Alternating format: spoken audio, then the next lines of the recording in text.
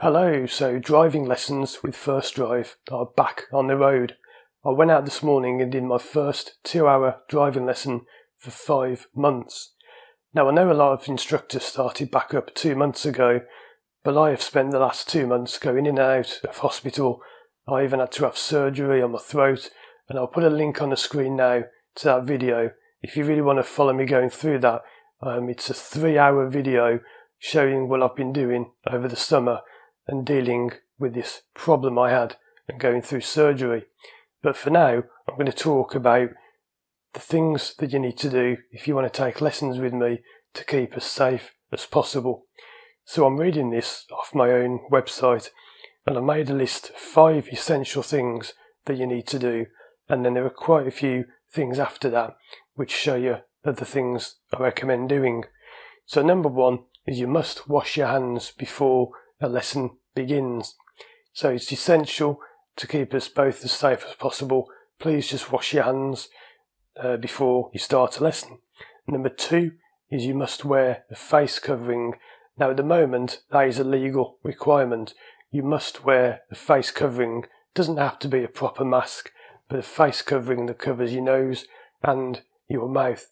I have seen one instructor who was teaching with the windows up, and neither the instructor or the people had a face mask on. I won't be doing lessons if you turn up without one, and you won't have a test done if you turn up without a face covering. Number 3 is you can cancel the lesson if you're feeling ill, or if anyone in your household is ill. There are no charges for cancelling lessons. I don't charge people for cancelling anyway, because I just fit someone else in. So even if you have to cancel 5 minutes before the lesson, just let me know, and that's fine. Number 4, talk as little as possible. It can be quite hard for brand new pupils because there's a lot of talking involved, but with more experienced pupils, I'll be talking a lot less than usual. Number 5, all lessons must be paid for online. I've been doing online payments for years anyway, so not really anything new, but I don't accept cash because of just the amount of germs that can be on cash. There are some other measures I'm taking to keep us both as safe as possible. So I'm only teaching a small number of people, which is what I normally do anyway. I always go for quality, not quantity. I don't believe in doing 4, 5, 6 lessons a day and dashing from one to the other. So I'm only teaching one person in the morning and one person in the afternoon. I may reduce that to 1 lesson a day. I don't know, I'm just seeing how it goes, but I think 2 a day is quite manageable. And I'm only teaching about 5 to 8 people at the same time. So a lot of people now are doing intensive courses where they do 3, 4 lessons a week. So there's only a small number of people that are using my car. So I'm also not doing one-off lessons for people. So if you want a mock test, just a mock test or things like that, or just a refresher course or 1 or 2 lessons, I'm not offering those at the moment. I probably won't be back. Motorway lessons as well, I won't be doing those until next year. Motorway lessons are not recommended at the moment because you have to shout a lot because it's so loud, and you have to have the windows up. Not ideal to be shouting loud and spitting, so motorway lessons are not available at the moment. I'm changing my clothes between each lesson, so as soon as I get home, clothes go in the wash, face mask goes in the wash, and I put a fresh set on. The car is being cleaned after every lesson, so the steering wheel, handbrake, gear stick, indicator stalks, window controls, mirror controls, anything you may have touched will be washed, wiped, whatever, between lessons. One point I need to make is that you may smell alcohol in the car. Now, it's not me drinking. I don't drink alcohol at all. Never have, never will. It's the hand sanitizer that I use is really strong, and it smells a bit like kind of vodka. I know people say vodka doesn't have a smell, but when you sort of smell that kind of strong vodka you kind of smell, that's what it smells like to me. I also use a screen wash, which is really strong. Now that we're coming up to the slightly colder weather, it's a very strong screen wash, which is, I think it's either alcohol or something else which smells like that, and it's a really strong smell. So when you spray the windscreen with it, it smells strongly. The reason I use Adapt is because it prevents Legionnaire's disease. If you don't know, never ever use just water in your screen wash. If you use just water in a screen wash, you can get Legionnaire's disease because it forms in your water system, and when you spray it on the windscreen, you can breathe it in through the windscreen. So never ever use just water. The windows must be open on every lesson, and this is what's going to cause a bit of trouble.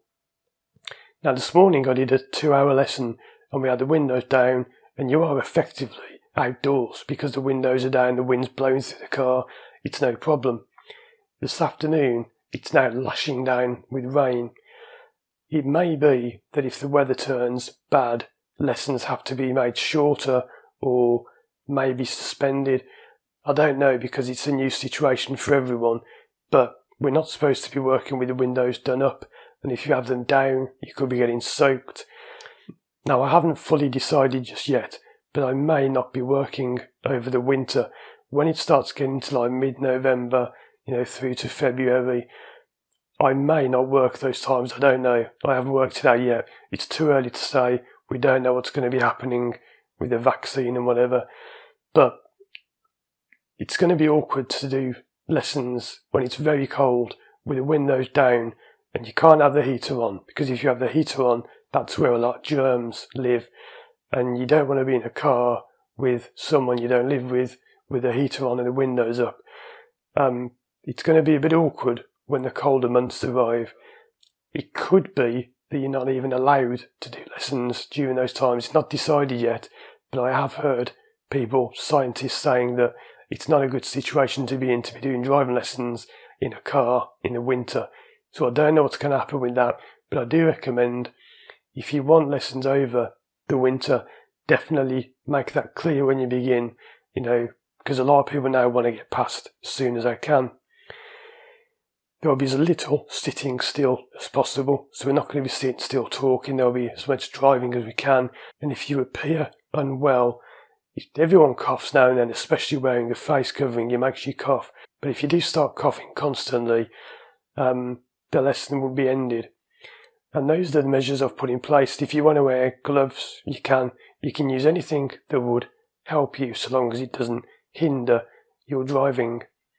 Now, I should point out as well that things are going to get very interesting if examiners start being told to isolate, because what could happen is, if you think how many people examiners see, if any one of those people gets the virus, the examiner that they did a test with would have to isolate, which means the whole test centre could have to close down if they've been mixing with the examiners. That means the test would all be delayed for 2 weeks.